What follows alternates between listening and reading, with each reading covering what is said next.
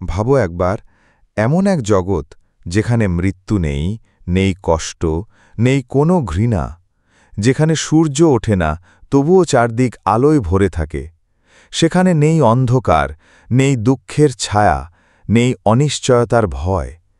প্রতিটি নিঃশ্বাসে আছে আনন্দের সুবাস, প্রতিটি দৃশ্য হৃদয়ে ছুঁয়ে যায় শান্তির ছোঁয়ায়। কল্পনা করো, তোমার সামনে এক বিশাল বাগান, যার গাছের নিচ দিয়ে বয়ে যাচ্ছে স্বচ্ছ নদী।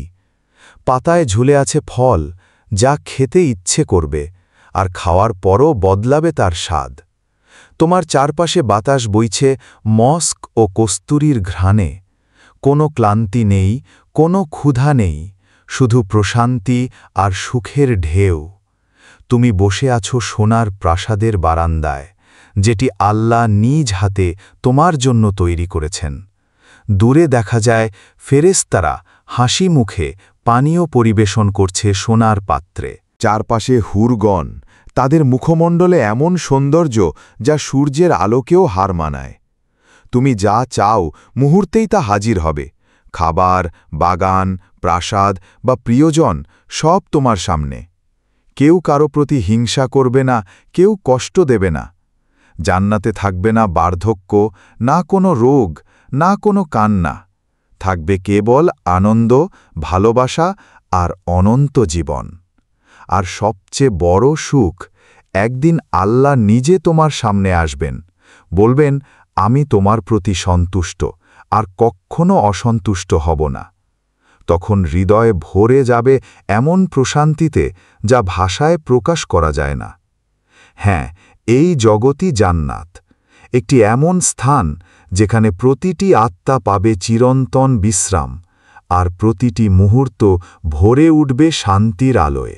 সূরা আজ-জুমারে আল্লাহ বলেন, আর যারা তাদের প্রতিপালককে ভয় করত তাদেরকে জান্নাতের দিকে দলে দলে নিয়ে যাওয়া হবে। অবশেষে যখন তারা তার দরজাসমূহ খোলা অবস্থায় সেখানে পৌঁছবে এবং তথাকার প্রহরীরা তাদেরকে বলবে, তোমাদের প্রতি শান্তি বর্ষিত হোক, তোমরা সুখী হয়েছ, অতএব স্থায়ীভাবে এতে প্রবেশ করো। 39-73। যখন জান্নাতীদের দল দল করে জান্নাতে প্রবেশ করানো হবে, তখন জান্নাতের দরওয়াজা খুলে যাবে। সূরা আজ-জুমার 73। জান্নাতের দরওয়াজা এতই বিশাল যে একসাথে অসংখ্য ফেরেশতা ও জান্নাতি প্রবেশ করতে পারবে। তবুও কোনো ভিড় হবে না, কোনো ধাক্কাধাক্কি হবে না, বরং সেখানে থাকবে এক অদ্ভুত শান্তি ও সুরের মেলবন্ধন। প্রবেশের মুহূর্তে ফেরেশতারা জান্নাতীদের দিকে মিষ্টি হাসি দিয়ে বলবে, সালামুন আলাইকুম তিবতুম ফাদখুলুহা খালিদিন, অর্থাৎ তোমাদের প্রতি শান্তি বর্ষিত হোক, তোমরা পবিত্র হয়ে গিয়েছ, চিরকাল এখানে প্রবেশ করো। সেই সালামের শব্দে কেঁপে উঠবে জান্নাতের বাগান, আর বাতাসে মিশে যাবে অমর শান্তির সুর। তখন জান্নাতীরা বুঝবে সব শেষ নয়, বরং এখান থেকেই শুরু হচ্ছে তাদের চিরন্তন সুখের রাজ্য, যেখানে কোনো মৃত্যু নেই, কোনো দুঃখ নেই, শুধু অনন্ত শান্তি আর আল্লাহর সন্তুষ্টি। তুমি দুনিয়ার সব কষ্ট, অশ্রু আর ক্লান্তি পেরিয়ে অবশেষে পৌঁছে গেছ জান্নাতের দ্বার প্রান্তে। ফেরেশতারা হাসি মুখে তোমাকে স্বাগত জানাচ্ছে, তাদের কণ্ঠে মিষ্টি সুর, সালামুন আলাইকুম তিবতুম ফাদখুলুহা খালিদিন, অর্থাৎ তুমি পবিত্র হয়েছ, চিরকাল এখানে থাকো। এরপর তুমি যখন জান্নাতের প্রাসাদের দিকে তাকাও, তোমার চোখ অবাক হয়ে যায়। কতটা আলোকোজ্জ্বল, কতটা সৌন্দর্যে ভরা সে দৃশ্য। রাসূল সাল্লাল্লাহু আলাইহি ওয়াসাল্লাম বলেছেন, জান্নাতে এমন প্রাসাদ থাকবে যার ভিতর বাইরে থেকে দেখা যাবে আর বাইরে ভিতর থেকে, অর্থাৎ এটি এমন এক স্থাপনা যা দুনিয়ার কোনো প্রাসাদের সাথে তুলনা করা যায় না। সেই প্রাসাদের ইট সোনা দিয়ে তৈরি, গাঁথুনি রূপা দিয়ে, আর তার মাটি মস্ক ও কস্তুরীর ঘ্রাণে ভরা। যতদূর চোখ যায় চকচকে মুক্তা ও পাথরের ঝিলিক ঝলমল করছে, আলো পড়লে যেন স্বপ্নের রঙিন কাচের মতো প্রতিফলিত হয়।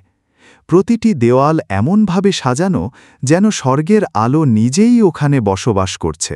তুমি প্রাসাদের দিকে এগিয়ে গেলে তোমার পায়ের নিচের মাটি যেন নরম রেশমের মতো। প্রতিটি পদক্ষেপে ভেসে আসে জান্নাতের ফুলের সুবাস। দরজাগুলো এত উঁচু আর প্রশস্ত যে একসাথে হাজার ফেরেশতা প্রবেশ করতে পারে, তবুও কোনো ভিড় হবে না। সেই দরজার গায়ে খোদাই করা আছে সোনালি হরফে তোমার নাম, আল্লাহর সন্তুষ্ট বান্দা। তুমি যখন দরজার সামনে দাঁড়াও, ফেরেশতারা কোমল কণ্ঠে বলে, এটা তোমার অনন্ত নিবাস, আর কখনো তুমি বের হবে না। সেই কথায় তোমার অন্তর কেঁপে ওঠে আনন্দে, চোখে অশ্রু আসে কৃতজ্ঞতার। প্রাসাদের ভেতরে ঢুকে দেখো, চার দিক থেকে আলো এসে পড়ছে ক্রিস্টালের মতো স্বচ্ছ দেয়ালে। ঘরের মধ্যে কোনো বাতি নেই, তবুও সর্বত্র আলো।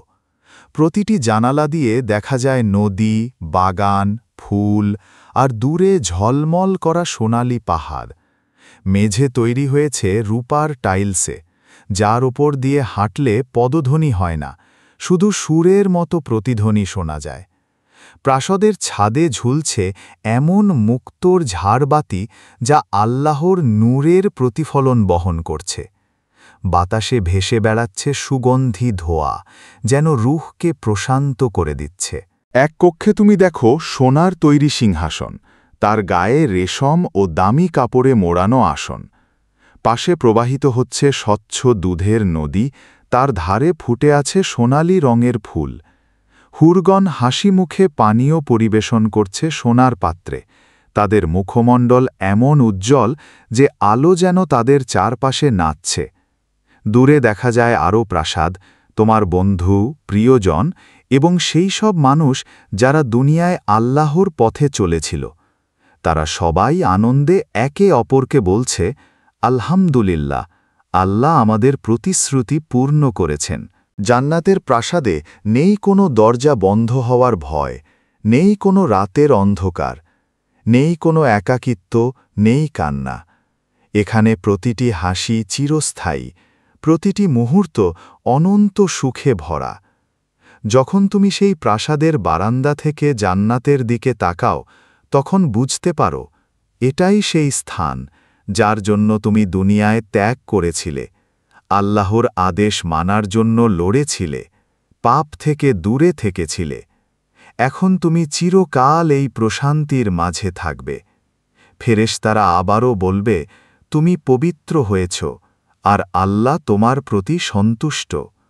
সেই মুহূর্তে তুমি অনুভব করবে এটাই চিরন্তন বিশ্রাম, চিরন্তন ভালোবাসা আর চিরস্থায়ী ঘর, জান্নাতের প্রাসাদ। ভাবো একবার, এক এমন জগৎ যেখানে পোশাক শুধুই দেহ ঢাকার জন্য নয়, বরং সৌন্দর্যের প্রতীক, মর্যাদার চিহ্ন আর আল্লাহর অনুগ্রহের প্রকাশ। আল্লাহ বলেন, তাদের পোশাক হবে সূক্ষ্ম রেশম ও জাঁকজমকপূর্ণ সোনালি কাপড়ের। সূরা আল ইনসান ২১। এই আয়াতের প্রতিটি শব্দ যেন এক স্বর্গীয় দৃশ্যের বর্ণনা। জান্নাতের বাসিন্দাদের শরীরে থাকবে এমন পোশাক যা রেশমের থেকেও নরম, হাওয়ার মতো হালকা, কিন্তু তাতে এমন দীপ্তি থাকবে যা পৃথিবীর কোনো বস্ত্রের নেই। সূর্যের আলো পড়লে তা ঝলমল করে উঠবে সোনার আভায়, যেন প্রতিটি সুতোয় গাঁথা আছে আলো ও শান্তির ছোঁয়া।